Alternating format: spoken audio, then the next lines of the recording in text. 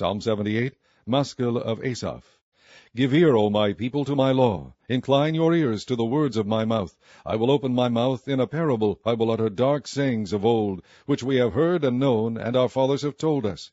We will not hide them from their children, shewing to the generations to come the praises of the Lord, and his strength, and his wonderful works that he hath done. For he established a testimony in Jacob, and appointed a law in Israel, which he commanded our fathers, that they should make them known to their children, that the generation to come might know them, even the children which should be born, who should arise and declare them to their children, that they might set their hope in God, and not forget the works of God, but keep his commandments, and might not be as their fathers, a stubborn and rebellious generation, a generation that set not their heart aright, and whose spirit was not steadfast with God.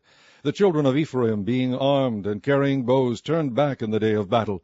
They kept not the covenant of God, and refused to walk in his law, and forgat his works and his wonders that he had shewed them. Marvelous things did he in the sight of their fathers, in the land of Egypt, in the field of Zoan.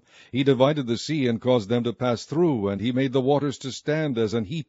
In the daytime also he led them with a cloud, and all the night with a light of fire. He clave the rocks in the wilderness, and gave them drink as out of the great depths. He brought streams also out of the rock, and caused waters to run down like rivers. And they sinned yet more against him by provoking the Most High in the wilderness, and they tempted God in their heart by asking meat for their lust.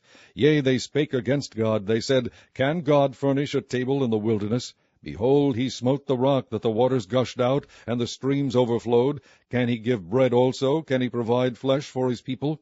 Therefore the Lord heard this, and was wroth. So a fire was kindled against Jacob, and anger also came up against Israel, because they believed not in God, and trusted not in his salvation.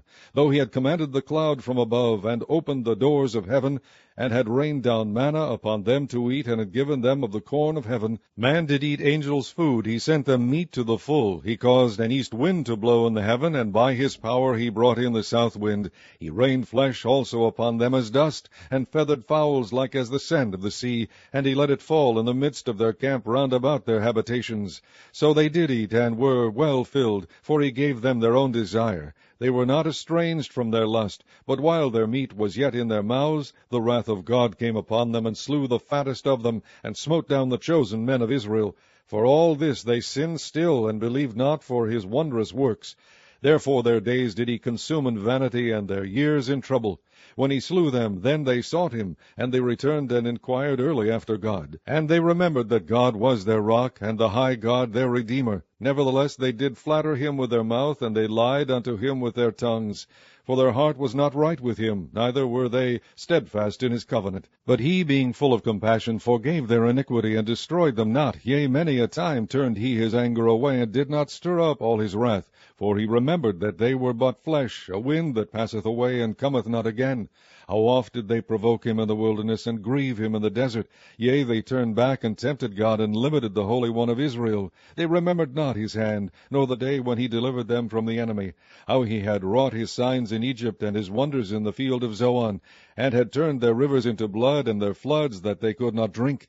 He sent divers sorts of flies among them, which devoured them, and frogs, which destroyed them. He gave also their increase into the caterpillar, and their labor unto the locust.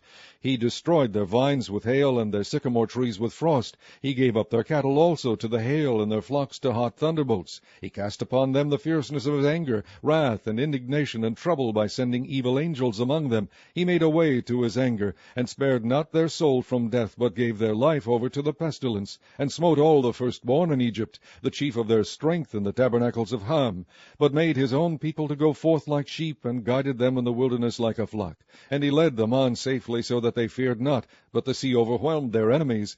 And he brought them to the border of his sanctuary, even to this mountain which his right hand had purchased. He cast out the heathen also before them, and divided them an inheritance by line, and made the tribes of Israel to dwell in their tents. Yet they tempted and provoked the Most High God, and kept not his testimonies, but turned back and dealt unfaithfully like their fathers. They were turned aside like a deceitful bow, for they provoked him to anger with their high places, and moved him to jealousy with their graven images. When God heard this, he was his wrath, and greatly abhorred Israel, so that he forsook the tabernacle of Shiloh, the tent which he placed among men, and delivered his strength into captivity, and his glory into the enemy's hand. He gave his people over also unto the sword, and was wroth with his inheritance. The fire consumed their young men, and their maidens were not given to marriage. Their priests fell by the sword, and their widows made no lamentation. Then the Lord awaked as one out of sleep, and like a mighty man that shouteth by reason of wine. And he smote his enemies in the hinder parts, he put them to a perpetual reproach. Moreover, he refused the tabernacle of Joseph, and chose not the tribe of Ephraim, but chose the tribe of Judah, the Mount Zion, which he loved.